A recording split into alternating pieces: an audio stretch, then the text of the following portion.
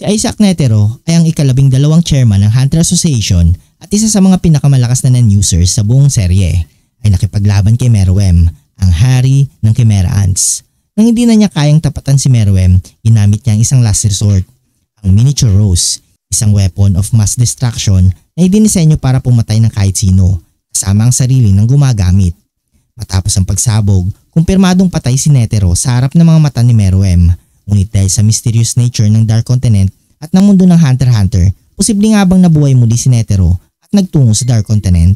Ang Miniature Rose ay isang sandatang may kakayahang sirain ng katawan ngunit hindi sinabing sinisira nito ang kaluluwa o postmortem aura. Sa ilang pagkakataon sa Hunter x Hunter, halimbawa kay Pito o Kite, may mga Nen abilities na nananatili kahit patay na ang katawan. Posibleng gumamit si Netero ng advanced postmortem Nen para ilusyonin ang sarili ng kanyang kamatayan. Posible itong Buddha reincarnation, isang Nen ability na nakaprograma upang i-fake ang kanyang kamatayan at ilipat ang kanyang consciousness sa ibang katawan o lugar. Sa mga paiwatig sa manga o databook, si Netero ay isa sa iilang nakapuntang legal o illegal sa Dark Continent. Sa katunayan, may mga lihim siyang misyon sa lugar na iyon, kasama sina Sig Zoldyck, Lin. Posible ang pagharap niya kay Meruem ay bahagi lamang ng isang malaking plano, ang muling pagpasok sa Dark Continent. Ayon sa mga journal ng Dark Continent, may ilang mga nilalang doon na kaya mag-restructure ng katawan, gumamit ng high-level healing at muling buhayin ng mga patay. Ang isa sa mga pangunahing layunin ng Hunter Association ay madiskubre ang lihim ng walang kamatayan sa Dark Continent.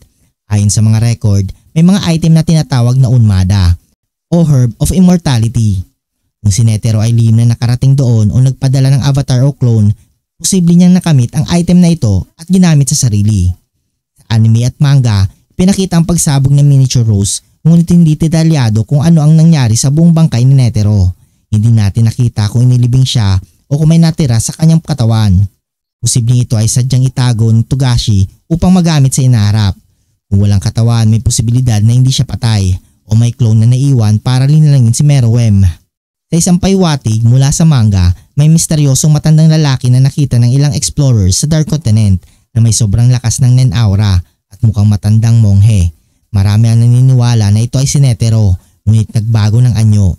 Marahil enlightened na at hindi bumabalik sa mundo ng tao. Ngunit bakit itatago ni Netero ang kanyang pagkabuhay? Isa sa mga dahilan ay para ilim ang kanyang misyon sa Dark Continent. Pangalawa, upang bantayan ang 5 major threats, si Brion, Ai, Helbel, Pop at Sobei.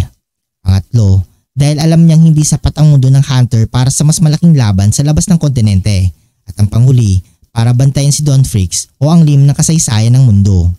Hindi sa pisikal na anyo na dati nating kilala kundi bilang isang mataas na anyo ng non-user na umabot sa espiritual na antas. Ang kanyang kamatayan ay bahagi lamang ng kanyang mas malalim na plano upang mapanatili ang balanse ng mundo laban sa panganib ng Dark Continent. At muling paglitaw niya ay maaaring magbago ng takbo ng buong kwento. Kung sakaling bumalik siya sa tamang panahon tulad ng isang tunay na Buddha warrior. Kung nagustuhan mong video ito, huwag niyong kalimutang mag-like at subscribe at hit ang notification bell button para updated kayo palagi sa ating video. Maraming salamat.